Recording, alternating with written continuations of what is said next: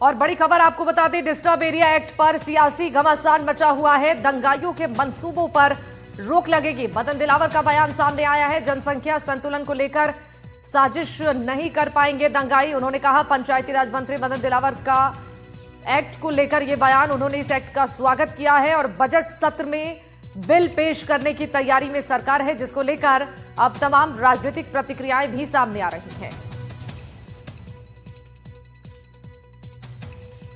Disturb area पर सियासी घमासान मचा हुआ है।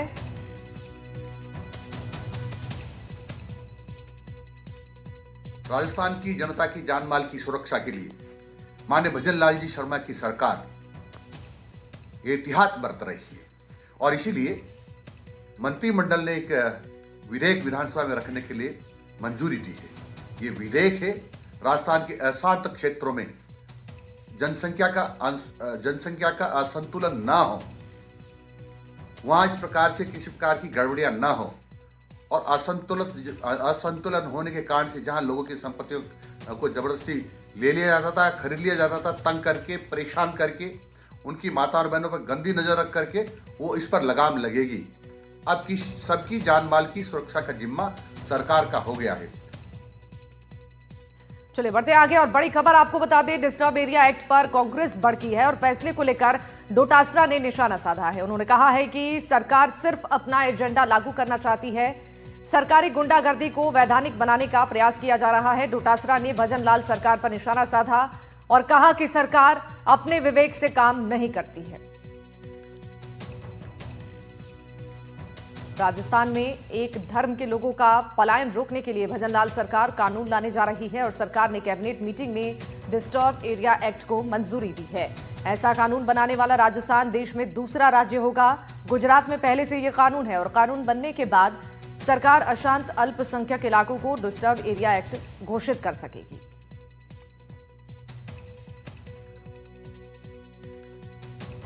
तो इस मुद्दे पर अब राजस्थान की सियासत भी गर्माती नजर आ रही है। पीसीसी चीफ गोविंद सिंह डोटासरा ने इस मुद्दे को लेकर सरकार को घेरा है। इस बिल में सरकार को ये अधिकार होगा कि अगर किसी एरिया में दंगे, भीड़, हिंसा, तत्समय कारणों से लोक व्यवस्था प्रभावित हो रही है अथवा जनसंख्या असंतुलन को प्रभावित करने वाला इम्प्रॉपर क्लस्टरिंग होने पर उस क्षेत्र को विशेष डिस्टर्ब एरिया अशांत क्षेत्र घोषित किया जा सके। संवैधानिक भाषा ये हो ही नहीं सकती। मैं ये कहूं तो ज्यादा ठीक रहेगा कि सरकारी गुंडागर्दी को वैधानिक अमली जामा पहनाने का एक कुप्रयास है। इस बिल को लेकर मदन राठौड़ ने एनडीटीवी राजस्थान से भी खास बातचीत की है, वो भी आपको सुनवाते हैं। मेरे साथ बीजेपी के प्रदेश अध्यक्ष हैं मदन राठौड़ जी। सर, जिस तरीके से देखा गया है कि कल एक इस तरीके का कानून लाया जा रहा है कि पलायन की जो घटनाएं उनके अंदर कमी लाई जा सके। देखिए, ये बात बिल्कुल सही है कि कोई जातिगत या किसी धर्म के आधार पर कोई एक क्षेत्र में और लोग दबाव डाल करके दूसरे वर्ग को और पलायन करने के लिए मजबूर करते हैं, ये ठीक बात नहीं है। और आनन फानन में उनको और सस्ती रेट्स में अपने मकान बेच के भागना पड़ता है, वो छोड़ना पड़ता है। तो ये अच्छी बात नहीं है। सब समन्वय के साथ रहे, प्रेम के साथ रहे, सभी समाज के लोग आपस में मिलजुल करके रहे, ये हमारी मंशा है। अब पता नहीं डोटासरा जी को क्या हो गया है, क्या वो एक वर्ग विशेष के लिए कोई अलग से कोई क्षेत्र निर्धारण कराना चाहते हैं कि बाकी लोग वहाँ से भाग जाए। आज देखिए क्या हुआ, कश्मीर से पलायन करवाना अच्छी बात है क्या? कश्मीर से जो पंडित है वहाँ से भाग करके आए और हिंदुस्तान के विभिन्न क्षेत्रों में शरणार्थी जीवन जीने को मजबूर होना पड़ा और कश्मीर के एक वर्ग विशेष के लोगों ने दबाव डाल करके उनको परेशान करके और उनको और भागने के लिए मजबूर किया, नजरें रख करके कि इसको छेड़ो, इसको भगाओ यहाँ से, और इनके मकान पर मैं कब्जा करूँगा। और जब डरा करके, धमका करके, मारपीट करके, बहनों के बेटियों के साथ में छेड़खानी करके और उन लोगों को भागने के लिए मजबूर करे, ये ठीक बात है क्या? ये ठीक बात नहीं है। बराबर बैलेंस रहना चाहिए, व्यवस्थित रूप से वो वर्ग भी रहे, ये वर्ग भी रहे, प्रेम के साथ रहे, सामंजस्य के साथ में रहे। और डोटासरा जी यही चाहते हैं कि एक वर्ग का एक सीमित एरिया बन जाए और बाकी लोग वहाँ से आनन फानन में सस्ती दरों पर जो कुछ भी मिले उसमें अपना मकान बेच करके और चले जाएं। डोटासरा जी ये चाहते हैं क्या? ये क्या सोच है उनकी? बहुत गलत सोच है और इसकी हम निंदा करते हैं। हमने जो बिल लाए हैं, हम वहाँ पर जो वर्ग वहाँ कम संख्या में रहता है उसको भी सुरक्षा प्रदान करेंगे। हम वहाँ पर पुलिस की पर्याप्त व्यवस्था करेंगे, वहाँ चौकी लगाएंगे ताकि उनको सुरक्षा मिले। लोगों को आनन फानन में दबाव से मकान खाली करवा करके भगाना ये ठीक बात नहीं। लेकिन बिल्कुल देखिए, आपको बता दें कि जिस तरीके से मदन राठौड़ ने कहा कि गोविंद सिंह डोटासरा है वो लगातार अनर्गल बयानबाजी दे रहे हैं और उस बयानबाजी के ऊपर उन्हें विचार विमर्श करना चाहिए, जिससे क्या है कि आम जनता है उनके बहकावे में ना आए। सहयोगी सुशील कुमार के साथ वीरेंद्र सिंह शेखावत, NDTV।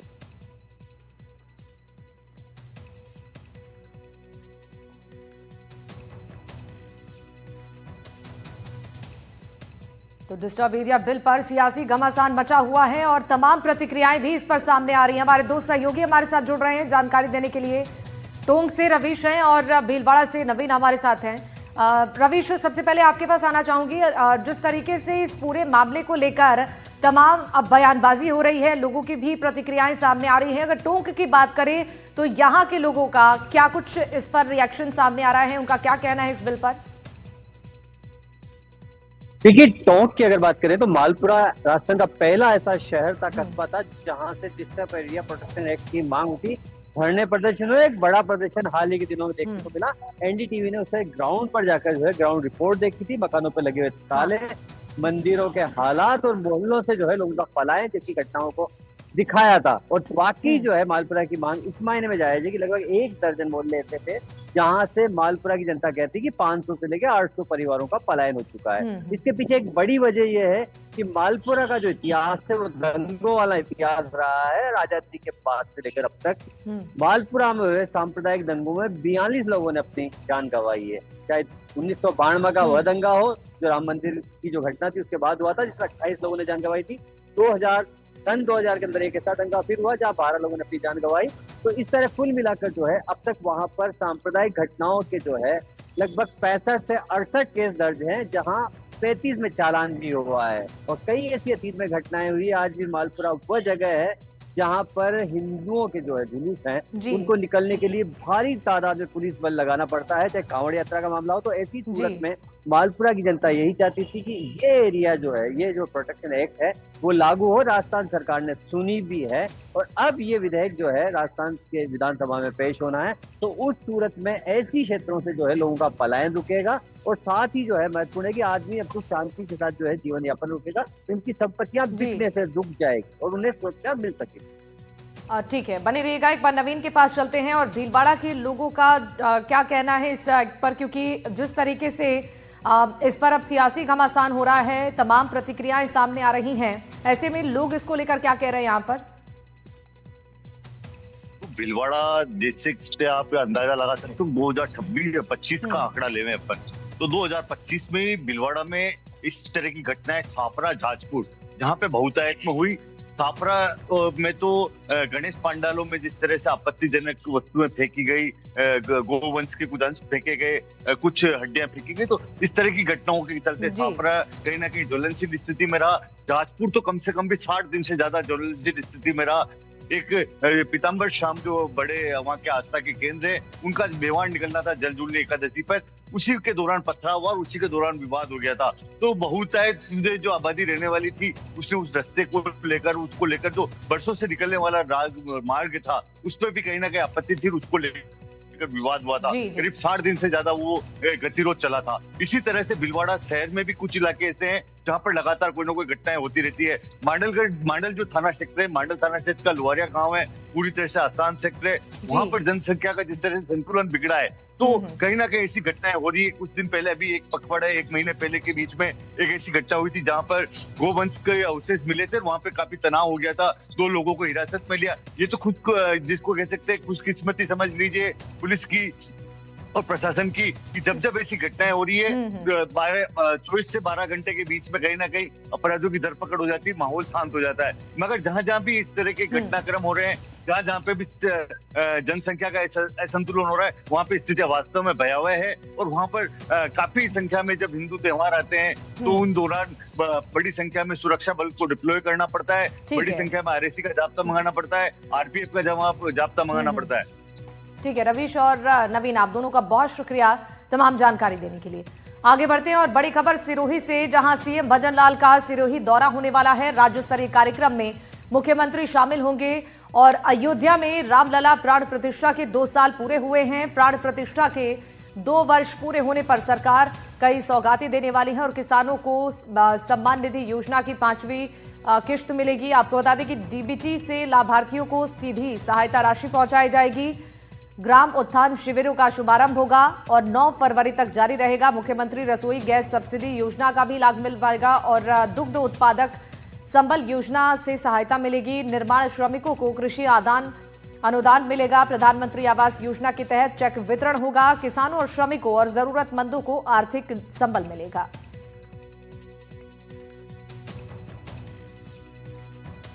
तो इस दौरे के दौरान कई बड़ी सौगात सिरोही की जनता को मिलने वाली है। मुख्यमंत्री भजन लाल शर्मा सिरोही के दौरे पर रहने वाले हैं और राज्य स्तरीय कार्यक्रम में शामिल होंगे। अयोध्या में रामलला प्राण प्रतिष्ठा के 2 साल पूरे हुए हैं और 2 वर्ष पूरे होने पर सरकार की ओर से ये सौगात दी जा रही है। तो DBT के माध्यम से लाभार्थियों को सीधी सहायता राशि पहुंचाई जाएगी। ग्राम उत्थान शिविरों का भी शुभारंभ होगा जो कि 9 फरवरी तक जारी रहेगा। मुख्यमंत्री रसोई गैस सब्सिडी योजना का लाभ मिलेगा। दुग्ध उत्पादन संबल योजना से भी सहायता मिल पाएगी। साकेत इस खबर पर जानकारी देंगे, फोन लाइन पर जुड़ चुके हैं। साकेत, सिरोही के दौरे पर सीएम पहुंचने वाले हैं, कब ये दौरा होगा, कैसी तैयारियां हैं यहाँ पर?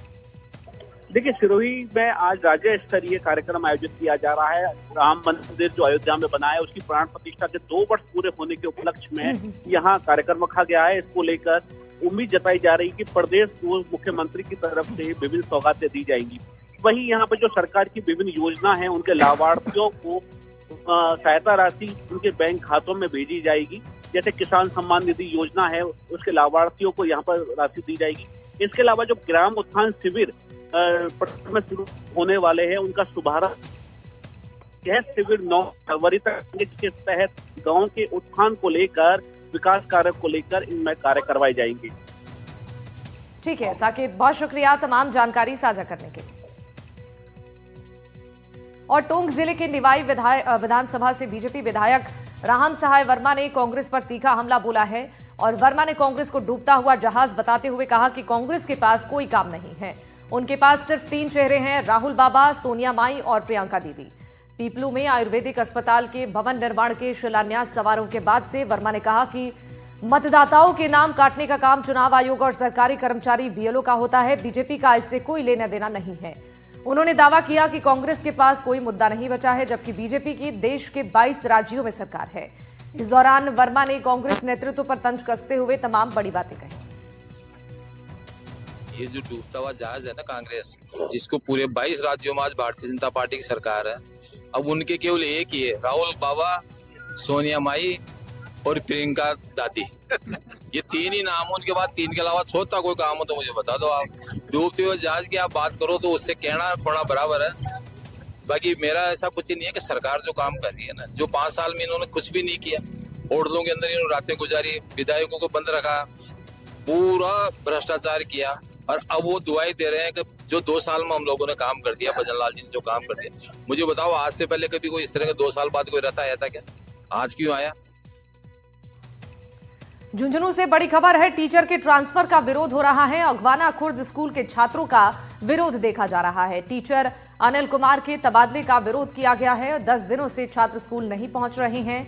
विरोध प्रदर्शन में अभिभावक भी शामिल हुए हैं। तबादला रद्द नहीं होने पर टीसी देने की मांग की गई है। टीचर के तबादले से बोर्ड की परीक्षा पर असर पड़ेगा, छात्रों का ये कहना है।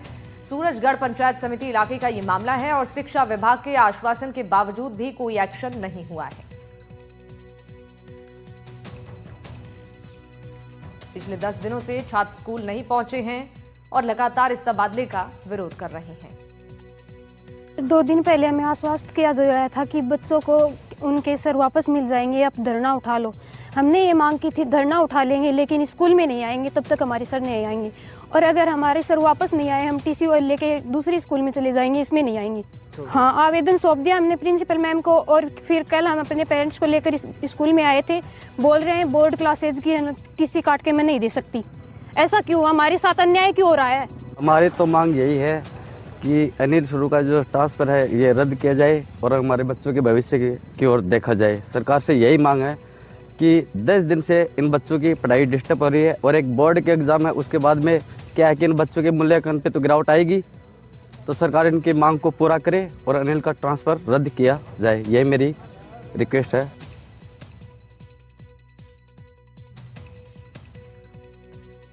तो सूरजगढ़ पंचायत समिति इलाके का ये मामला है जहां पर छात्रों का ये प्रदर्शन, शिक्षा विभाग के आश्वासन के बावजूद भी कोई एक्शन नहीं हुआ है। टीचर अनिल कुमार के तबादले का छात्र विरोध कर रहे हैं और पिछले 10 दिनों से छात्र स्कूल नहीं पहुंचे हैं।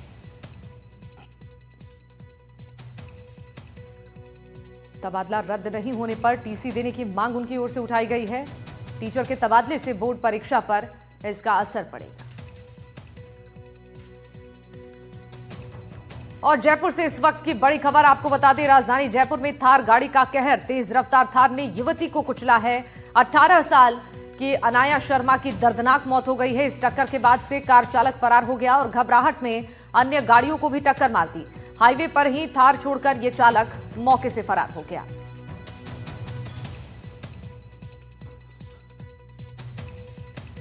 ये बड़ी खबर राजधानी जयपुर से है और तस्वीरें भी आपको दिखा रहे हैं। थार कार का बेकाबू होकर और सड़क पर तांडव मचाने की यह तस्वीर सामने आई है। 18 साल की युवती को इस थार सवार ने रौंदा, जिससे उसकी दर्दनाक मौत हो गई है। इस हादसे को लेकर जयपुर के करधनी थाने में मुकदमा दर्ज किया गया है। हादसे पर डीसीपी वेस्ट का क्या कुछ कहना है वो आपको दिखाते हैं। कल 2 बच्चियां जो अजमेर हाईवे है उसको क्रॉस कर रही थी। एक तरफ से जैसे ही क्रॉस करके डिवाइडर से आगे बढ़ी, एक बच्ची तो वहाँ से दौड़ के निकल गई, दूसरी बच्ची जैसे ही क्रॉस करने लगी तो अजमेर की तरफ से सीकर की तरफ जाती हुई एक थार ने उसके साथ टक्कर मारी और उसकी मौके पर डेथ होगी। मौके से हमने उसके कुछ फुटेज लिए, आसपास देखे तो उसमें गाड़ी के नंबर हमें डिटेक्ट हुए हैं और गाड़ी को जब्त कर लिया है। एक्सीडेंट थाने में इसकी अनुसंधान किया जा रहा है, प्रकरण पंजीबद्ध करके और जो भी इसमें मुलजिम है उसके खिलाफ कार्रवाई। और जानकारी देने के लिए रविंद्र हमारे सहयोगी लाइव जुड़ चुके हैं। रविंद्र, ये जो थार कार की यहाँ पर तस्वीर सामने आई है जो रौंदते हुए लोगों को आगे बढ़ रही है, एक लड़की की मौत की भी खबर सामने आई है। जरा बताइए कि कैसे ये हादसा हुआ, क्या अब तक जानकारी सामने आई है हादसे को लेकर?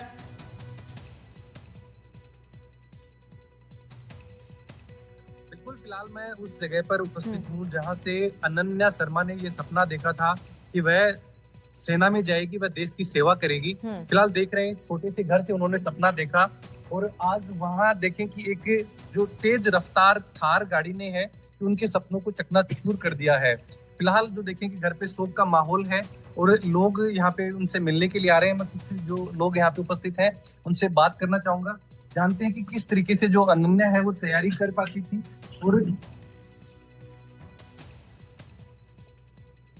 सबसे बड़ी बात अगर देखें तो अनन्या है, उन्होंने 12th में भी टॉप किया है।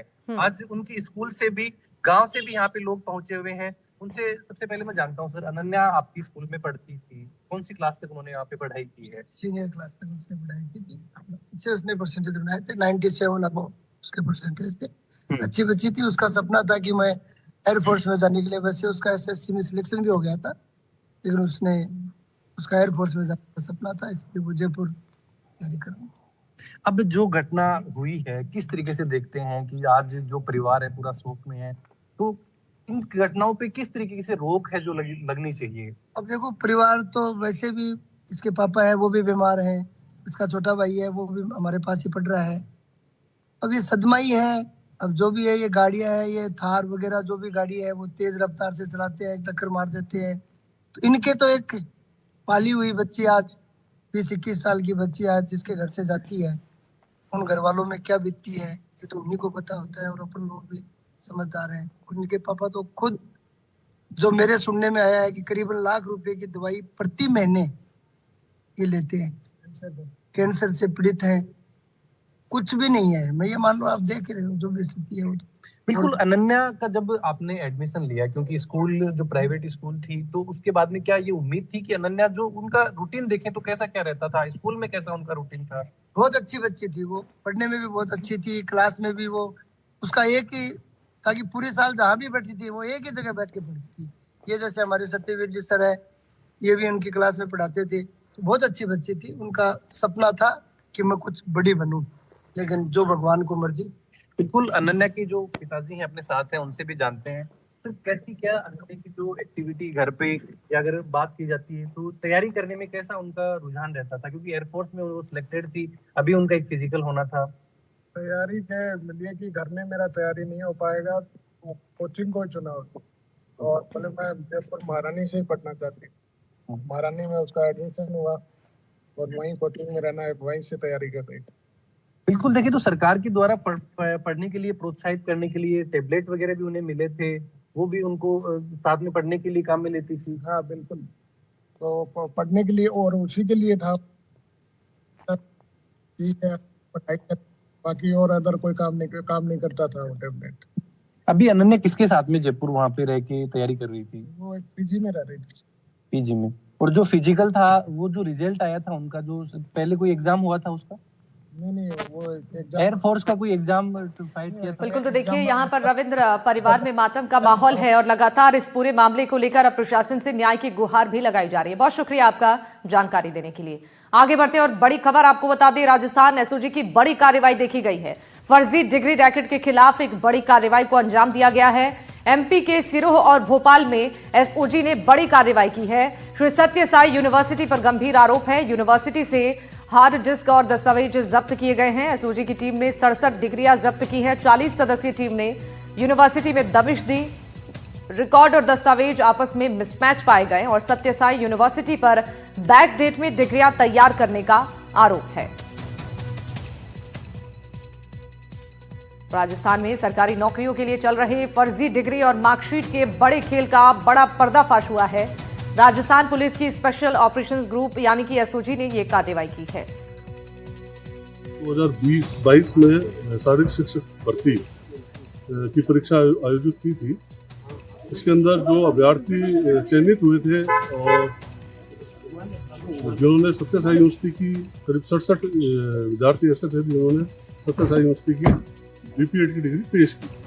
इसके अलावा उन अभ्यर्थियों ने पहले कोई और यूनिवर्सिटी भरा था और उसके बाद में जब उनका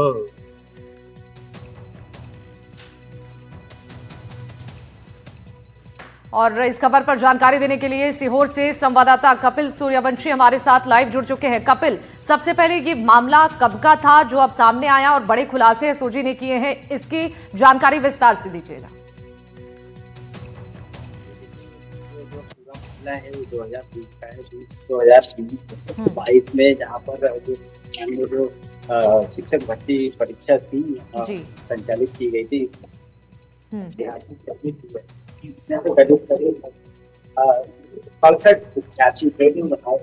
यूनिवर्सिटी से पास थे और उनकी जो डिग्रियां हैं वो बैक डेट में बनाई गई। नहीं हो पा रहा था, तो दस्तावेज मिलान न होने के कारण इनको जो है संदिग्ध रखा गया और इसको लेकर राजस्थान सरकार कई बार सत्य यूनिवर्सिटी से पत्राचार भी कर चुकी थी, कई बार बोल चुकी थी कि जो है ओरिजिनल दस्तावेज आप हमें आकर दिखाएं, और लेकिन यहाँ पर जो है यूनिवर्सिटी प्रबंधन द्वारा राजस्थान सरकार को ओरिजिनल दस्तावेज प्रेषित नहीं किए गए, दिखाई नहीं गए। इसको लेकर जो है एक 40 सदस्यीय टीम कल शाम को यहाँ पर टीम ने अचानक एसओजी की टीम ने छापा मारा और यहाँ से जो है 67 विद्यार्थियों की जो यहाँ पे पहले पास आउट हुए थे और राजस्थान में जो शिक्षक भर्ती में चयनित हुए थे उनके दस्तावेज और हार्ड डिस्क में जो उनका वो सब जब्त किया है। बिल्कुल, देखिए जिस तरीके से ये कार्रवाई हुई है और जो जानकारियां सामने आई हैं, कई खुलासे और हो सकते हैं, इसमें शामिल लोगों से पूछताछ होगी। तो बहुत शुक्रिया आपका तमाम जानकारी देने के लिए कपिल। चलिए खबरों में